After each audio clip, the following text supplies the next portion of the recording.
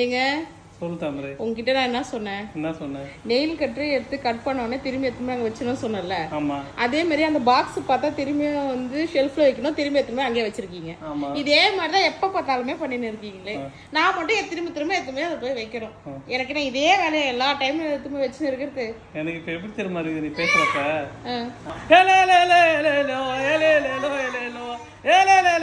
அதே மாதிரி தான் நீ பேசுறப்ப எப்ப பேசாலும் எனக்கு காதல் இப்படிதான் கேக்குது.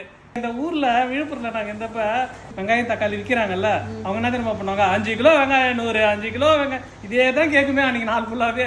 போகவே மாட்டாங்க அது காலி ஆகிற வரைக்கும். அதே மாதிரிதான் வீட்டுல இருக்கிற ஒய்ஃபுங்க எல்லாருமே ஒரே விஷயத்த 50,000 டைம் சொல்லுவாங்க. சொன்னது நான் எத்தனை டைம் சொல்லிட்டேன், இது வரைக்கும் எத்தனை டைம் சொல்லிட்டேன், இது வரைக்கும் எத்தனை டைம் சொல்லிட்டேன். 5 கிலோ தக்காளி 100, 5 கிலோ தக்காளி 100, இதே தான் கேட்க எனக்கு காதுல.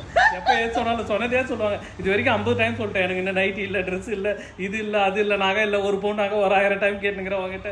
என்னைக்குன்னா வீட்டுக்காரங்க எதுனா ஒன்று கேட்டுக்கிறாங்களா உங்ககிட்ட? எனக்கு ஒரு இம்மா நாள் கஷ்டப்படுறீங்க, இந்த விரலுக்கு ஒரு பவுன் மோதிரத்தை எடுத்து போடுறாங்க, வாங்க.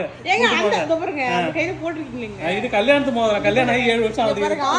இல்ல இதை தவிர்த்து இது வரைக்கும் ஒரு பவுன் எனக்கு நகை எடுத்து சம்பாதிச்சது கணக்கு நீங்க தான் கேட்டுங்கிறீங்க. அப்ப என்ன பண்ணோம், கணக்கு கேட்கறப்ப சரி நம்ம வீட்டுக்காரர் கஷ்டப்பட்டு தினமும் தூங்காம கூட ஓடுறாரு, அவருக்கு நம்ம ஒரு பவுன் நகை சர்ப்ரைஸா வாங்கி எதுவுமே கொடுக்கணும், காசு கூட சேர்த்து வச்சு எதுவுமே கொடுக்குறதா உங்களுக்கு நான் வாங்கி தருவேங்க, வாங்க என்கிட்ட கூட காசு இருக்கட்டுமே, வாங்க ஒரு 5 பவுன் செயின் எடுத்து போடுங்க கழுத்துல அப்படின்னு எடுத்து போடணும்ல. என்னைக்குன்னா ஒரு ஒய்ஃப் சொல்லுங்க, எங்க வீட்டுக்காரர் சண்டை போட்டு எடுத்து போய் 10 பவுன் ஒரு செயின் வாங்கி போட்டாங்க, ரொம்ப சந்தோஷமா ஃபீல் பண்ணாருன்னு சொல்லுங்க பாப்போம்.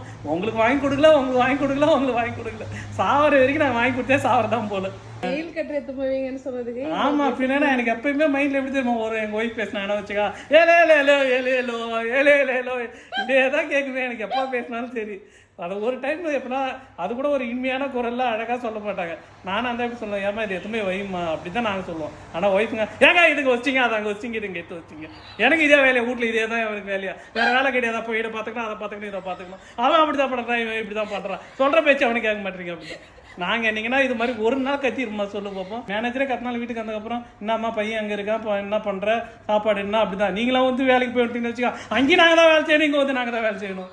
ஆனா நாங்களாம் வந்து அமைதியா வேலை செஞ்சுட்டு போயிட்டே இருப்போம். நாங்க எப்பயுமே அந்த இதுல சொன்னதான் எனக்கு ஞாபகம். என்ன தெரியுமா சொல்லுவாங்க, லேடிஸ் வந்து பேசியே அழுதே சாதிச்சிடறாங்க எல்லாத்தையும். ஆனா ஜென்ஸ்ன்றவங்க பேசாதனாலையும் அழாதனாலையும் பாதி விஷயம் இல்லை, முழு விஷயம் உலகத்து தெரிய மாட்டேது. எல்லா வீட்டுக்காரங்களும் அழுதா கூட பாத்ரூம் தான் போய் உட்காந்து அழுத்தாகுது. அப்பா அம்மாவும் நமக்கு சரி கிடையாது, மற்றவங்களும் சரி கிடையாது, வாட்சமும் சரி எதுவும் கிடையாது, அப்படி நாமளே சொல்லி அழுதுக்கணும் போல.